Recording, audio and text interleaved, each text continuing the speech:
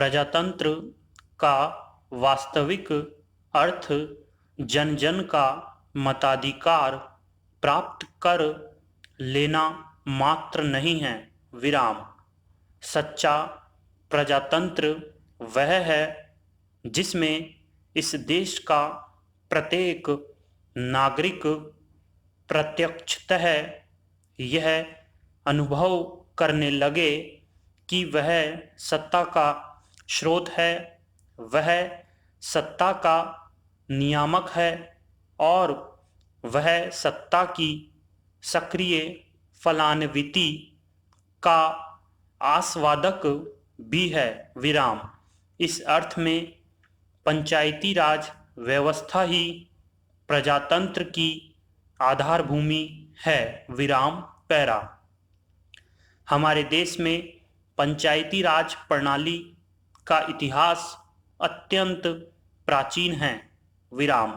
हमारी सामाजिक व्यवस्था में पंचायती राज की व्यवस्था का भले ही आज जैसा स्वरूप न रहा हो, किंतु उसकी उपस्थिति से इनकार नहीं किया जा सकता है। विराम।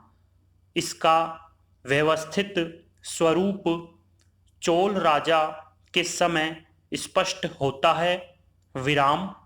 कमोबेश मुगल और ब्रिटिश शासन में भी पंचायती राज व्यवस्था को जारी रखा गया। विराम। राजशाही के जमाने में पंचायती राज व्यवस्था को महत्व प्राप्त था। विराम। राजशाही में भले ही राजा का पद सर्वोच्च था और उसमें ही शासन की समस्त शक्तियां निहित थी, किंतु उसके ऊपर पंचों का अनुशासन भी रहता था। विराम। गांव में तो उस समय भी पंचायत का ही सर्वोपरि महत्व था। विराम।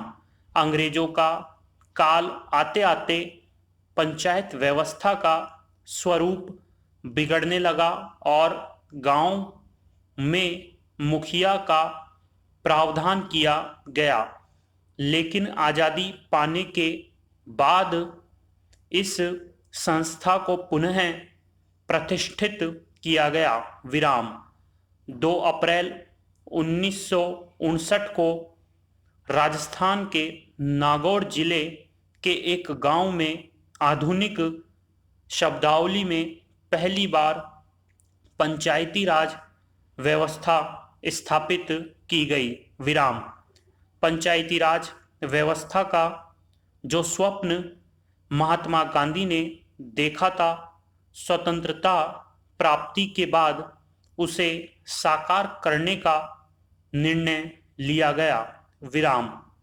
महात्मा गांधी का हिंद स्वराज पूर्णतः इस तरह की व्यवस्था का पक्षधर था। विराम। पैरा। पंचायती राज व्यवस्था को संविधान में अनुच्छेद 40 के अंतर्गत राज्यों को पंचायतों के गठन का निर्देश दिया गया। विराम। इसके साथ ही संविधान की 7वीं अनुसूची की प्रविष्टि 5 में ग्राम पंचायतों को शामिल करके इसके संबंध में कानून बनाने का अधिकार राज्य को दिया गया है। विराम। स्वतंत्र भारत में केंद्र शासन के अधीन पंचायती राज एवं सामुदायिक विकास मंत्रालय की स्थापना की गई। विराम। 2 अक्टूबर 1992 को सामुदायिक विकास कार्यक्रम शासन ने अपने हाथ में ले लिया, जिसका मुख्य उद्देश्य विकास प्रणाली में जन जन की भागीदारी को सुनिश्चित करना था, किंतु यह कार्यक्रम अधिक कारगर नहीं हो पाया। विराम।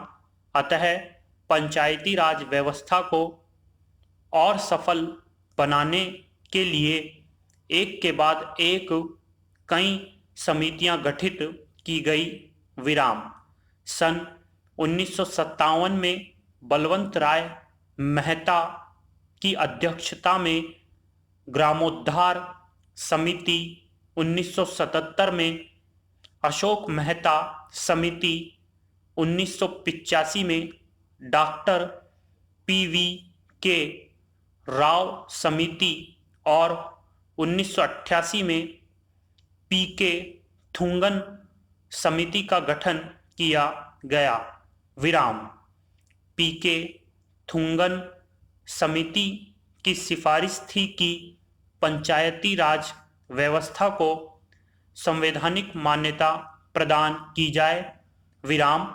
इसी आधार पर लंबी संवैधानिक प्रक्रिया के बाद संविधान में इस तरह का 73वां संविधान संशोधन विधेयक 25 अप्रैल 1993 को प्रवर्तित कर दिया गया।